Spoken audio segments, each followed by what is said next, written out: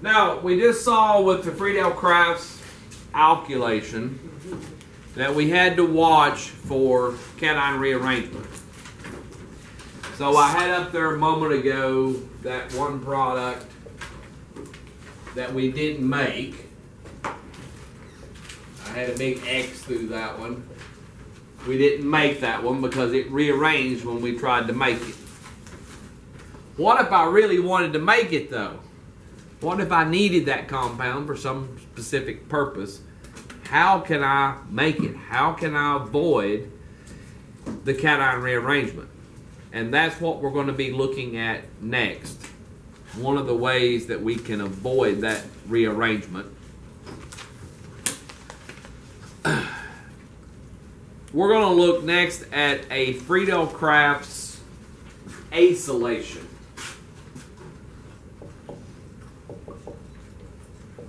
And I'll come back to that compound a little bit later. We'll learn how to make that using a Friedel-Crafts acylation.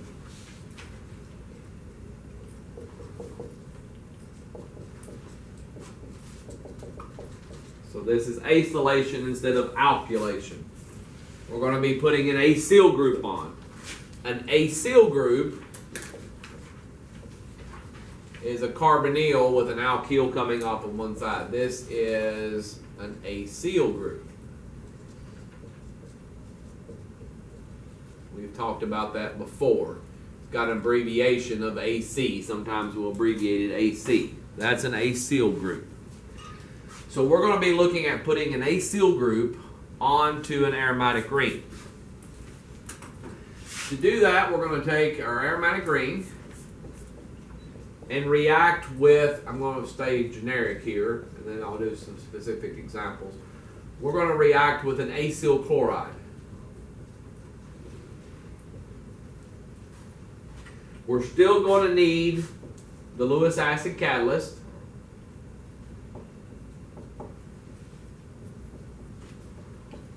And any Lewis acid catalyst would work. And we will put an acyl group onto that ring.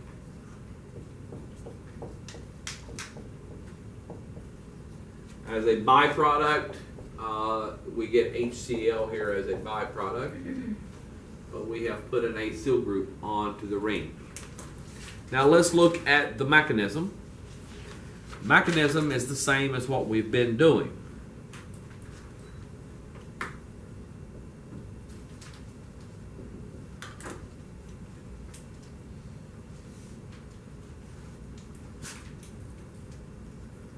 I'll stay generic here for the mechanism as well, and then I'll put up a specific example. Let's write a Lewis acid catalyst here. I'll use aluminum chloride as my Lewis acid catalyst. So we have the acyl chloride and my Lewis acid catalyst. It's the same mechanism. We're going to give electrons from the chlorine on the acyl chloride. Those are going to be given to the aluminum.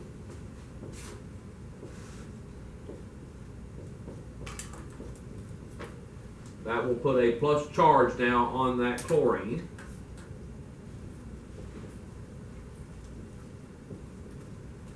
And a chlorine with a plus charge is not happy. And so this will want to break apart. We could break the chlorine-aluminum bond. We go right back where we started. Or we can break the carbon-chlorine bond. So you're going to take the electrons onto the chlorine.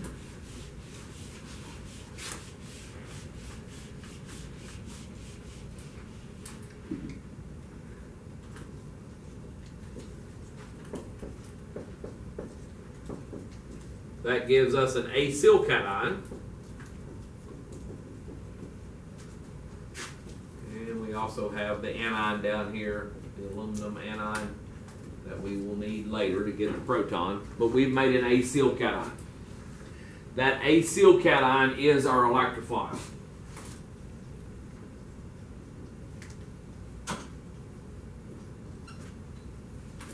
Now, acyl cations are special. Acyl cations will not rearrange.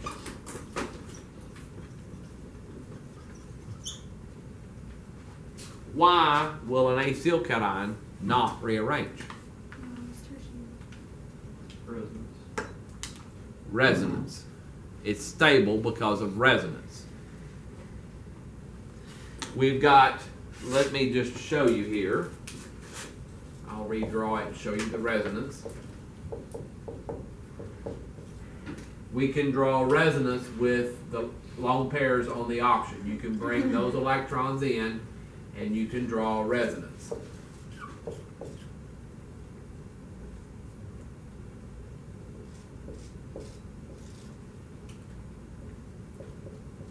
Now be a triple bond, but we're going back and forth between those two resonance structures. So that's a pretty stable carbocation because of the resonance. So that's why they will not rearrange. They are stable because of resonance. So acyl cations will never rearrange because they have the resonance. Now, that acyl cation is what is our electrophile. So that's what adds to the aromatic ring. So now the mechanism is the same.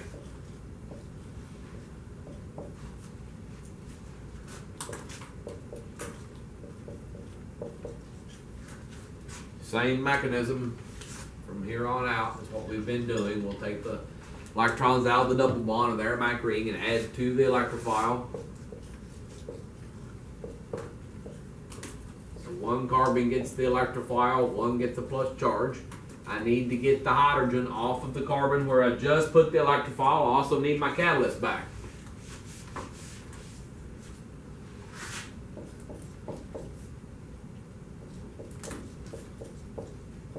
We're going to take a chlorine off of this anion, come and grab the hydrogen, and the electrons kick toward the plus charge and reform our aromatic ring. And we put the acyl group on. There is our product. As a byproduct, we've just made HCl. Chlorine grabbed the hydrogen. I don't care about that. And we got our Lewis acid catalyst back. But there, here is our organic product. We have put an acyl group on to the aromatic ring. So let's look at a specific example. I'm not going to go through the mechanism again, but I'll put up a specific example rather than this generic.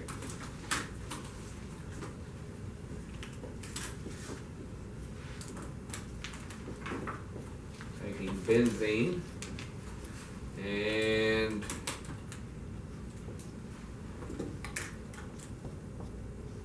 I'll use this acyl chloride. Any acyl chloride will work. And we need a Lewis acid catalyst. Any Lewis acid catalyst will work. I'll use aluminum chloride.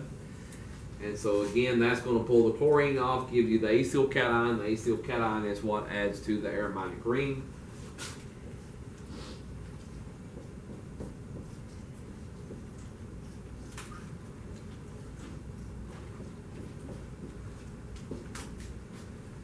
And there's our product. Now let's do one more. I'll give you a hard one.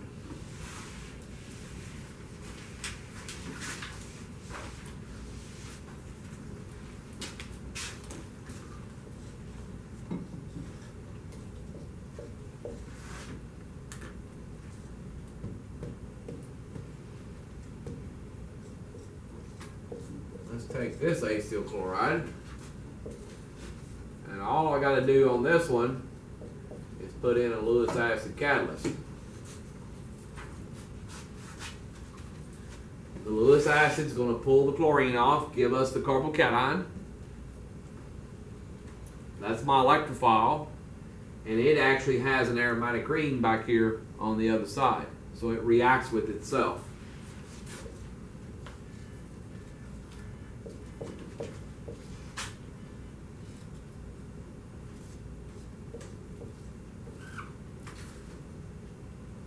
There's our product. So that one reacted with itself. That's as hard as you can get right there. That's a kind of a difficult one where it closes up on itself. So again, the catalyst pulls the chlorine off, gives us a carbocation right there on the carbonyl carbon. And we still take electrons out of the aromatic ring and add to the cation.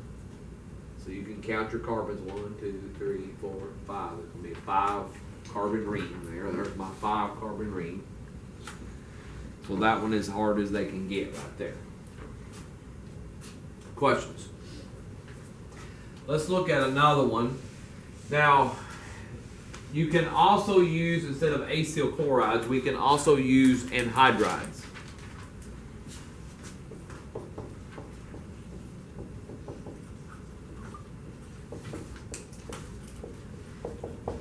An anhydride is an oxygen sandwiched in between 2 carbonyls. This is an anhydride. That's the generic formula for an anhydride.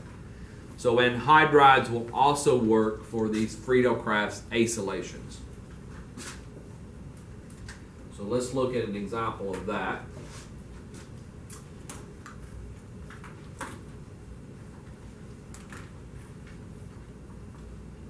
We'll use this anhydride. Still need my Lewis acid catalyst. And we will put the acyl group onto the ring.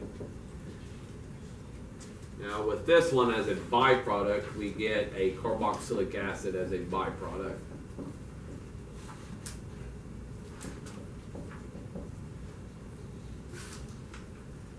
But we care about that aromatic product. That's what we're trying to make. The carboxylic acid byproduct, we can wash that away with some base. Go in and do a base wash and get rid of that. Let's look at the mechanism here for the anhydride. First step of the mechanism, same as what we've been doing. We're going to give some electrons to that Lewis acid catalyst. There is a big partial positive charge on the aluminum. You're going to use the oxygen of the anhydride, the one right in the middle.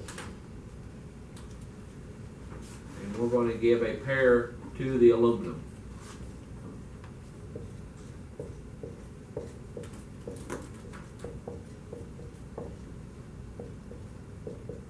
That puts a plus charge on that oxygen. Any oxygen with a plus charge is a good leaving group. So we're going to break one of the bonds here on either side. It doesn't matter which side you use. We're going to break the bond on one of the sides between the carbon and the oxygen. I'll just do this one. We'll take it up onto the oxygen. That gives me my acyl cation. That is my electrophile.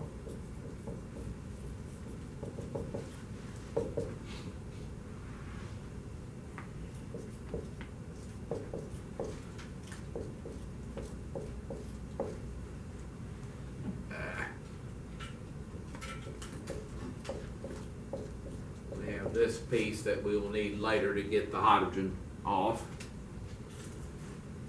So my acyl cation there is what's going to react with the benzene ring.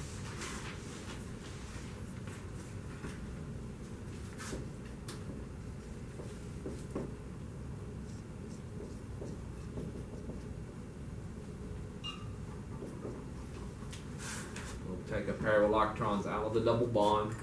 Give to that acyl cation.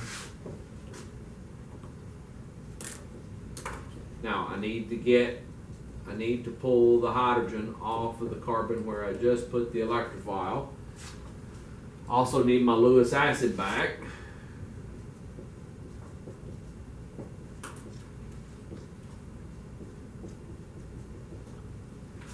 So we're going to take this oxygen here off of the aluminum, and that's going to come and grab the hydrogen. And electrons kick in to get my aromatic ring back. So that gives us our product.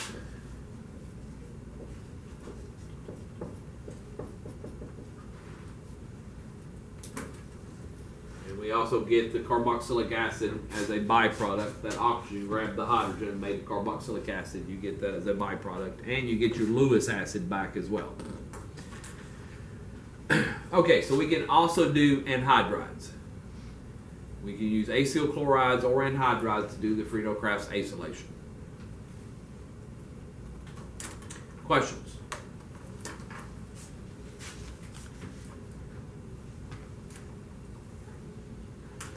Dr. Sully, I have a question. Are all of the anhydrides we're going to be given going to be symmetrical, where it doesn't matter which side? Yeah, you'd want to use a symmetrical one. Otherwise, you're going to get a mixture of products. If you had one that was asymmetrical, you'd have a mixture. And we don't want to do that. So we're always going to choose one that's symmetrical.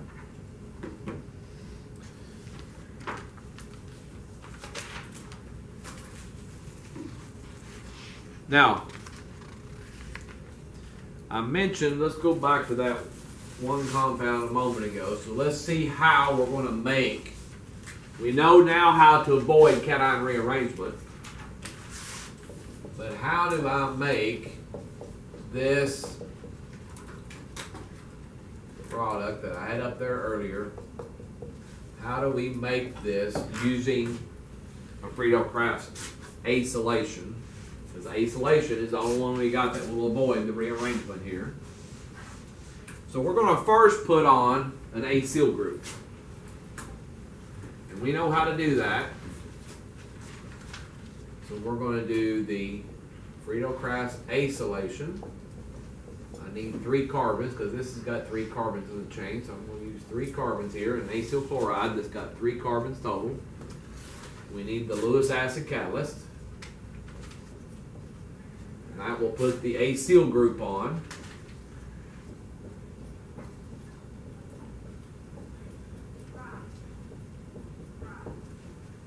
Got my acyl group on. Oh, I forgot to write the section down. This is 15.7A. We'll do A first here. And then we need to get to the product, we need to do what kind of reaction? What kind of reaction would this be? I'll give you the reagents in a moment, but just first, tell me what kind of reaction that is. Taking that carbonyl to a CH2. That's a reduction. So we need to do some kind of reduction here. Now we're going to look at 2 sets of reagents that can be used. There's many reagents that can be used here to do the reduction, but I'm going to give you 2. I think 2 is enough. The first one that we're going to do is called a Clemenson Reduction.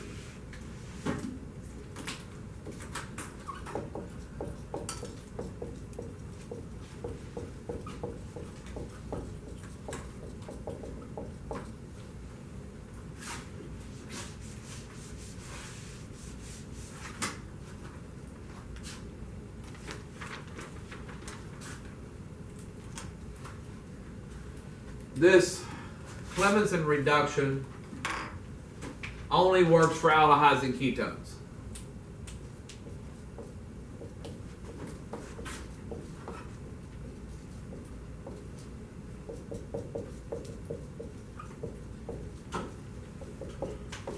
We know aldehydes and ketones are our most reactive carbonyl compounds. So esters won't work here.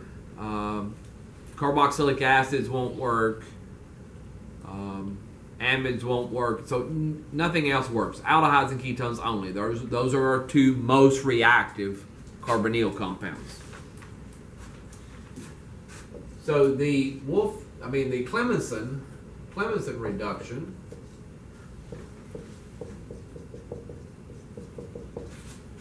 uses a zinc mercury alloy, and it's done under acidic conditions. We use hydrochloric acid as the acid. It's always hydrochloric, and we heat these up to reflux.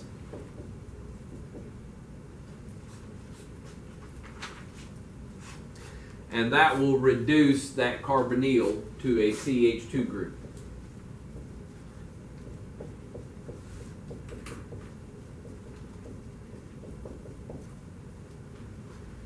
Now the mechanism is not known for how this works, we just know it works. So here I have a ketone and we are reducing it to a CH2. Now we've done reductions in the past.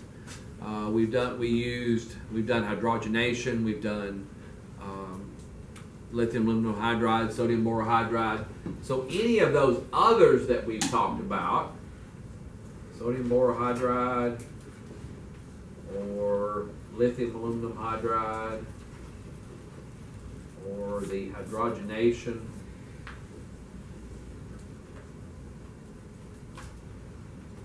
any of those three would have made the alcohol. But the Clemenson reduces it all the way to an alkyl group. So it reduces it further than the others do. So it's a different reduction. But both are reductions, you just get different products. Now, I mentioned that I'm going to, well, let's do one more here. I'll give you one more example. So I have a ketone here. You can also do aldehydes. So let me just put an aldehyde up here.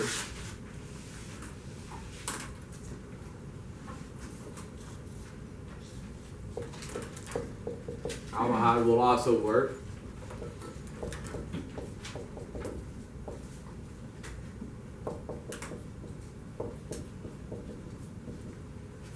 That aldehyde would become a CH3 in this case. You're reducing the carbonyl to CH2, but since it's an aldehyde, we already had one hydrogen. So if that carbonyl carbon gets reduced to CH2, you already got the one more hydrogen, that makes CH3. So I'll just put the CH3 out there. You can see it got reduced. Now I mentioned I'm going to give you two reagents. So we have the Clemenson Reduction. That's one set of reagents. Clemenson uses zinc, mercury alloy, and hydrochloric acid. The other one is called a Wolff-Kishner reduction.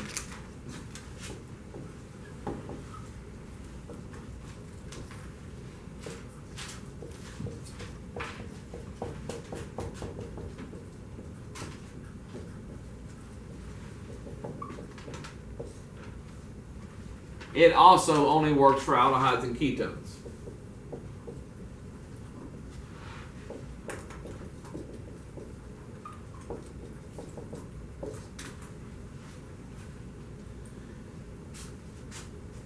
So I'm going to go back to that same ketone that I had there a moment ago. And let's look at the Wolff-Kishner reagents. Wolff-Kishner uses hydrazine,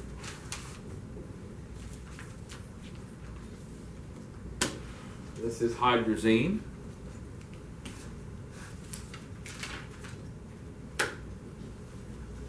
and we use a hydroxide base. Normally it's potassium hydroxide, just because it's soluble in the hydrazine. Sodium hydroxide is not very soluble in the hydrazine, so it's always potassium hydroxide. So we use hydrazine and potassium hydroxide. That will reduce that carbonyl down to a CH2, just like we did with the Clemenson. So we get the same product here. So again, that works for aldehydes and ketones. You can do any aldehyde or ketone. Now, those of you that are in the lab, don't confuse this one with the luminol lab that we did. Luminol used hydrazine, but we didn't have the base in there in that step. You got to have hydrazine and the base to do the reduction. So in that luminol we used hydrazine, but we didn't have the base till much later. So that was not a Wolff-Kishner reduction. That's a totally different reaction that we did in lab with the luminol. Okay, so any aldehyde or ketone will work. Let's look at another example.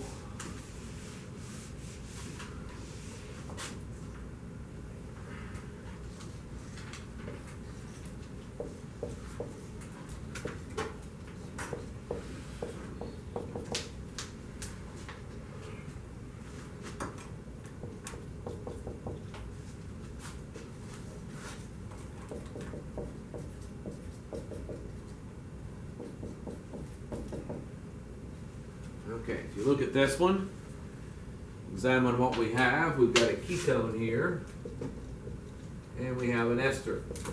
Well, esters don't work, but the ketone will. So the ketone gets reduced, but the ester stays the same. And there's our product. So we don't touch anything except aldehydes and ketones. That's the only thing that the Wolff-Kishner or the Clemenson will work with.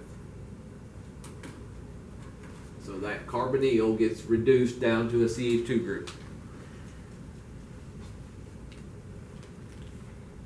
Questions? Is this in one step? Like, I know we don't know the mechanism, but like when we play, like you say, what's the reagent? Like we're just putting like. Yeah, it's one step. These have to be added together. Yeah, that has to be added together. Same thing with the Clemenson. You're using the zinc mercury alloy and hydrochloric acid together. You know, there is no steps there. You just put it all in together. Other questions? Okay, we are next going to be looking at, we've been putting these groups, all these groups onto an aromatic ring. So we've been doing electrophilic aromatic substitution. And these groups that are on an aromatic ring, a substituent that's already on there. So all of my examples that we've done up till now, I've taken a plain benzene and reacted with an electrophile. But what if the aromatic ring already had something on there? Already had a substituent. Where is the next substituent going to go? That's what we're going to be looking at next. It's going to matter where you put it. If we start with plain benzene, there's nothing on there. It's just hydrogens. So it didn't matter where we put it. It's the same thing. But we're going to be looking at a substituent already on there, and that the substituent that's already on there is going to direct the next one as to where to go. And that's what we're going to be looking at next. So let's first look at two different types of groups. We have a substituent that's already on the aromatic ring, can either be an activating group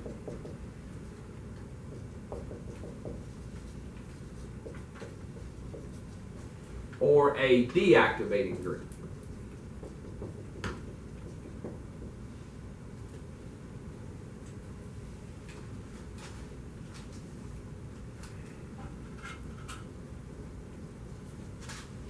Now let's define that.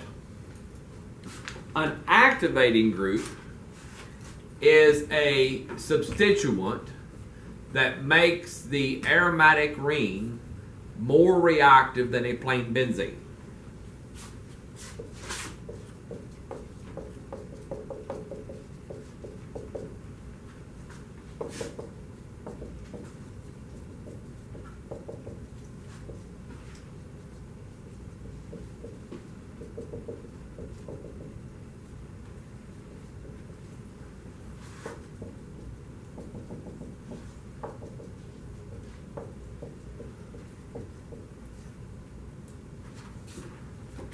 A deactivating group would be just the opposite. A deactivating group is a substituent that makes the aromatic ring less reactive than a plain benzene.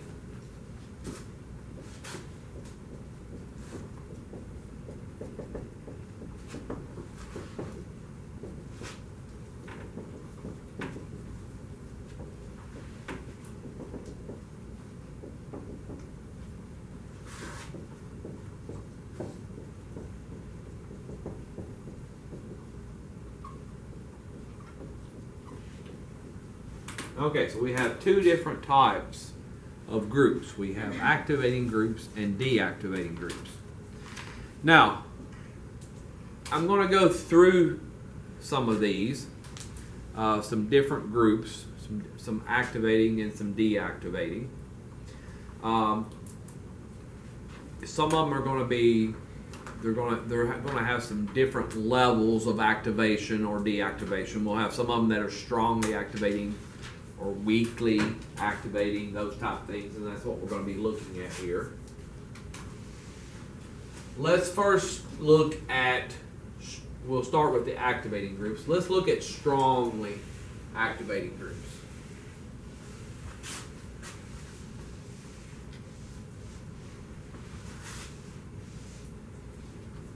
Now, before I start giving you a list, I'm going to give you a list here in a moment.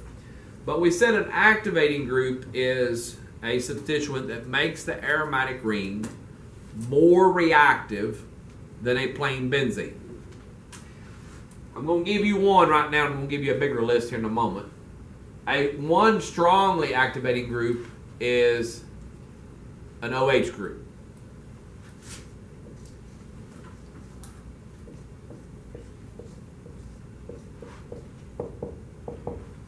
This group, this OH group, is activating the aromatic ring. It's making this aromatic ring more reactive than a plain benzene with no substituents. This is a strongly activating group.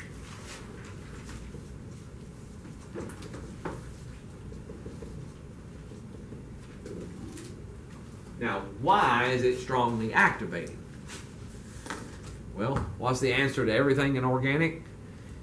Let's take a look at resonance. Resonance explains everything. So let's draw some resonance structures and see if we can understand why it is activating, why it makes that ring more reactive in an electrophilic aromatic substitution reaction.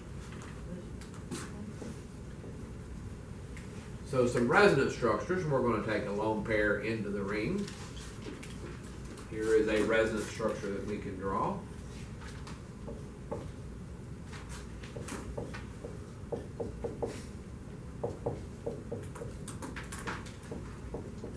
There's one. Let's draw another one. We can move that negative charge on around the ring, move electrons away from a negative charge.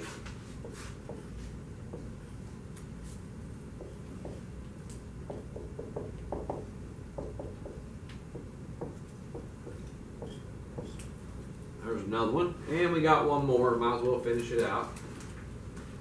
Got one more we can draw.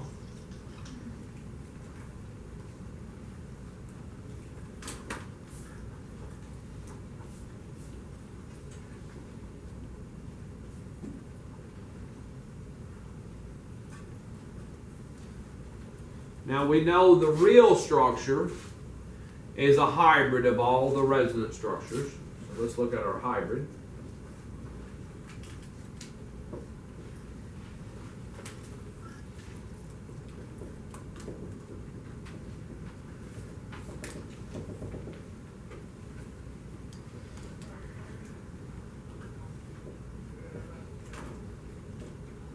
Here represents the hybrid.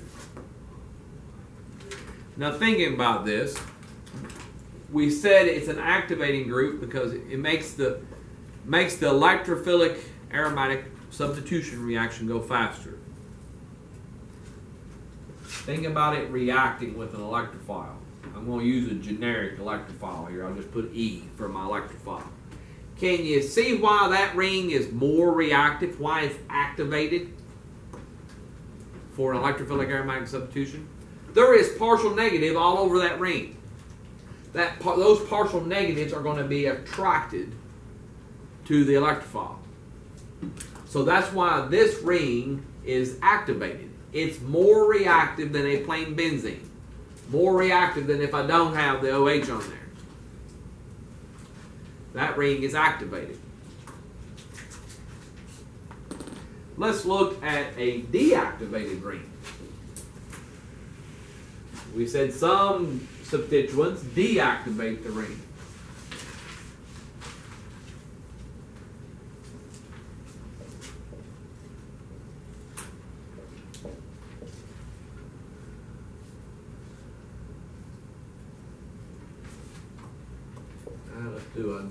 Let's do the most deactivating. nitro group is the most deactivating. This is a deactivating group. This is strongly deactivating.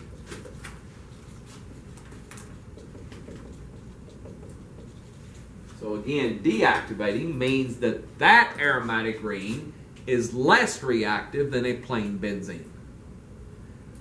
So why? Well, again, let's look at resonance to make our explanation. So we can draw resonance, and you take electrons out of the ring here on this one. We take electrons toward it plus charge.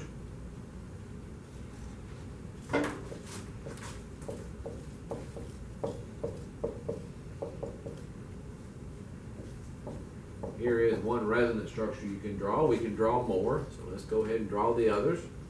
Take electrons toward the plus charge.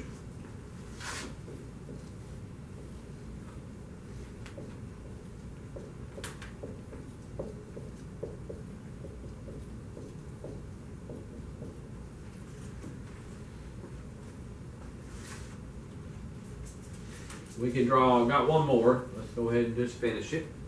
One more you can draw.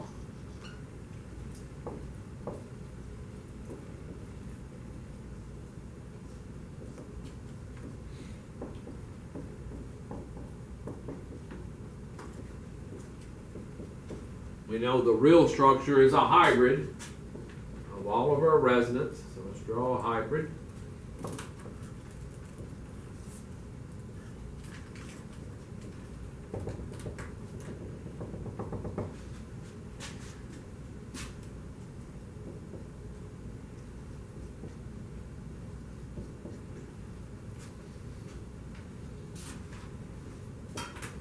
So on that aromatic ring, again, thinking about this reacting with an electrophile, our best electrophiles have a full plus charge. Look at our ring now. With the nitro group on there, there's partial positive in the ring. That partial positive is going to repel the electrophile because like charges repel each other. We want opposite charges to attract, but we've got like charges here, so they repel. So that's why this aromatic ring is less reactive than a plain benzene. Whereas with the OH, they were more reactive than a benzene because you had partial negative in the ring. So that's the explanation for activating and deactivating groups. Now, let's look at a list of some activating groups and some deactivating groups.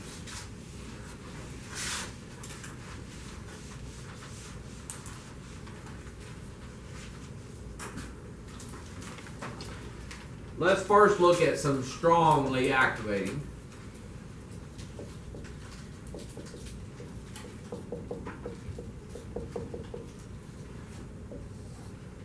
Some examples of strongly activating, we already mentioned the OH group.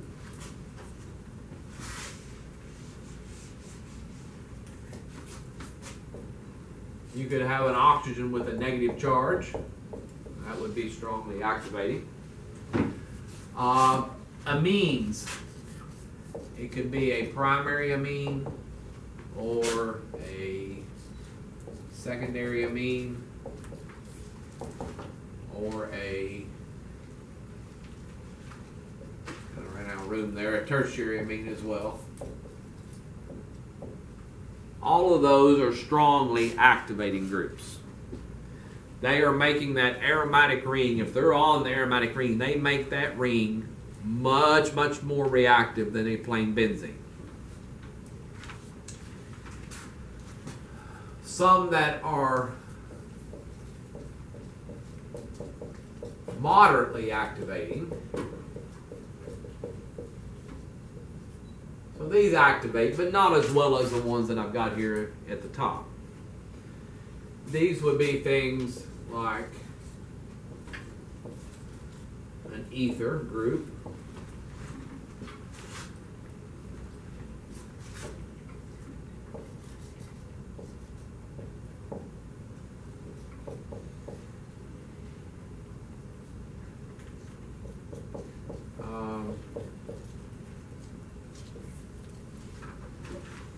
an amide.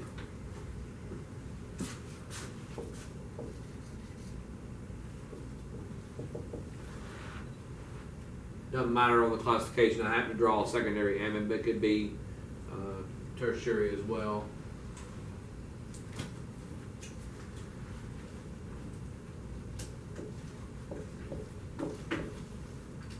An ester.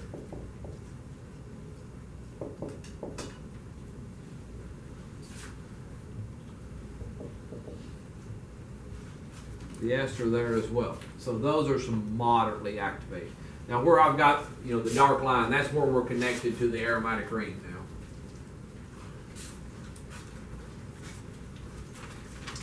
Next we'll look at some weakly activating.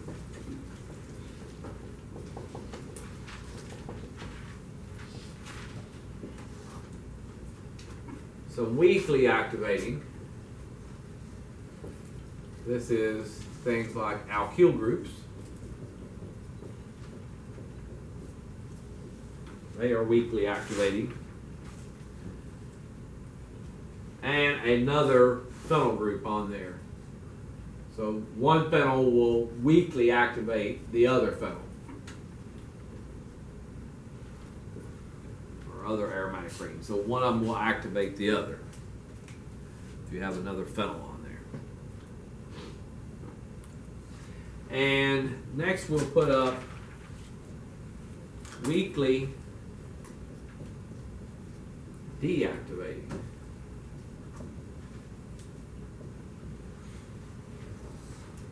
Your weakly deactivating are your halogens. So a fluorine, chlorine, bromine, and an iodine. Those are weakly deactivating. Now all of these that I have up here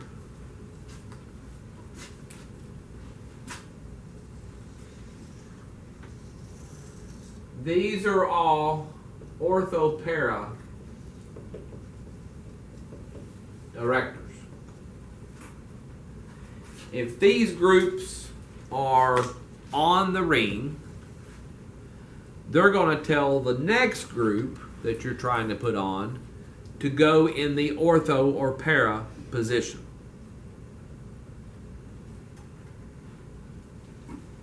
Now we will also have meta-directors that we'll look at in a moment, but at the time, all of these are ortho-para directors. Now do you notice something that these all have in common, except for the alkyl and phenyl? So you'll have to memorize those, but you can kind of ignore those for the moment. Do you notice something that all the rest of them have in common? Now remember my dark lines where we're connected to the aromatic ring. Just remember that. But what do all of these have in common other than the alkyl and phenyl? A lone pair, not only a lone pair, but a lone pair on the atom directly attached to the aromatic ring. That's something that all of these have in common, except for alkyl and phenyl. That's an exception. But ortho-para directors generally have a lone pair of electrons on the atom directly attached to the aromatic ring.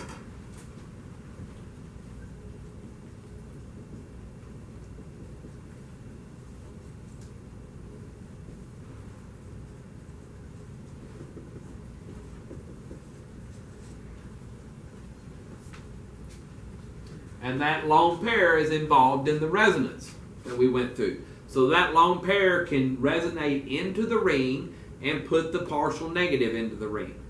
So I went through the example with the OH, but all of those would work the same except for alkyl and aryl, or the phenyl, alkyl and phenyl. All the rest of them have lone pairs, so that lone pair on any of these can resonate into the ring and put the partial negative, which activates the ring. it's going to send the next group in the ortho-para positions. Now the halides are a little bit different. They do have the lone pair that can resonate in, but it's fighting the electronegativity. So they're deactivating because the electronegativity is trying to pull electrons out. Resonance is trying to put electrons in to the ring, but the electronegativity is pulling them out. So they're fighting each other. So these wind up being weakly deactivating. But they're still ortho-para director because they have the lone pairs.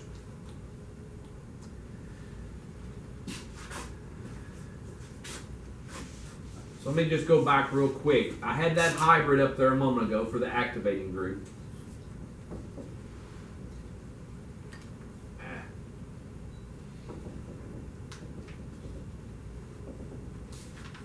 I'm just going to put an A there for the activating group. And we had partial positive on it, and we had partial negative out here. That was my activating group, and all these are these all are ortho-para directors. See why we go ortho-para with all of these. So if my electrophile comes in here and reacts to my substituent, here is the ortho, these two are the ortho, here is meta, and here is the para position to my substituent. So see why they want to go ortho or para.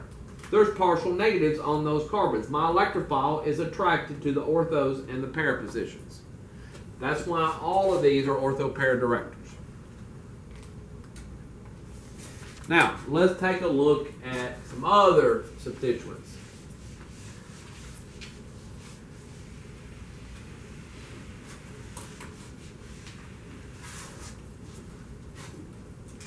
Let's look at moderately deactivating.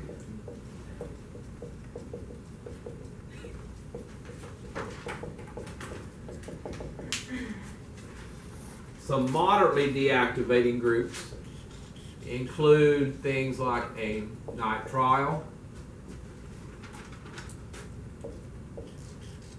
a sulfonate group,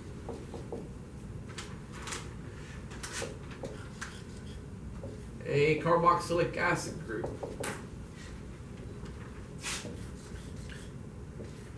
an ester group,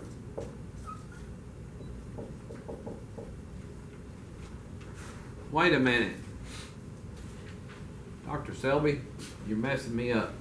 Just a moment ago, you said the ester was moderately activating, and now you're saying it's moderately deactivating. It can be both. What's the difference? Look back in your notes there. Moderately activating. What's the difference? Look at what's attached to the ring. I don't have the lone pair on the atom directly attached to the ring. See, my lone pairs are out here. Here we're attached through the carbonyl, so it matters how you're attached to the aromatic ring. Here the carbonyl is attached to the aromatic ring. Before it was the oxygen that was attached to the aromatic ring. So we're connected differently. So yes, it can be either. Same thing with the amide.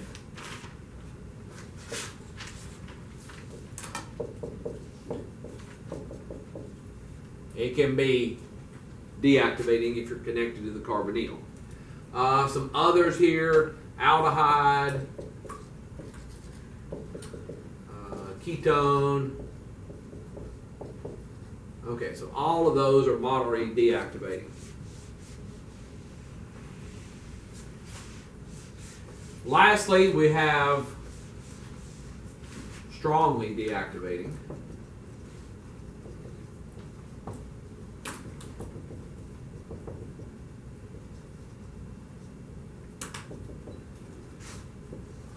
Strongly deactivating. This is things like a nitro group,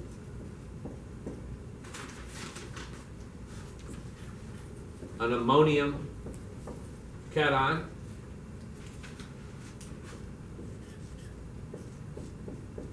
CF3 group, and a CCl3 group. all of those are moderately deactivating. I mean, strongly deactivating. Sorry, strongly deactivating.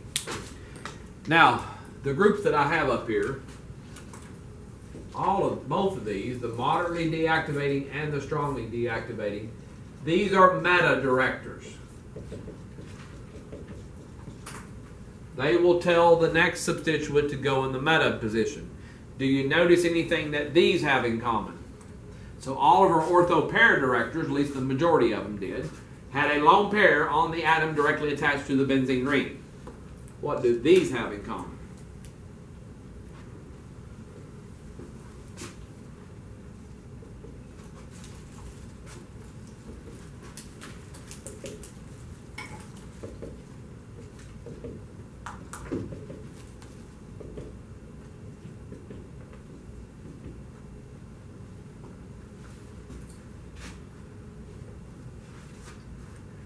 Nitro group. Let me just draw out the nitro group there. If you notice on these, on the atom directly attached to the aromatic ring, all of these either have a partial positive or a full positive. Meta directors have partial positive or a full positive on the atom directly attached to the aromatic ring.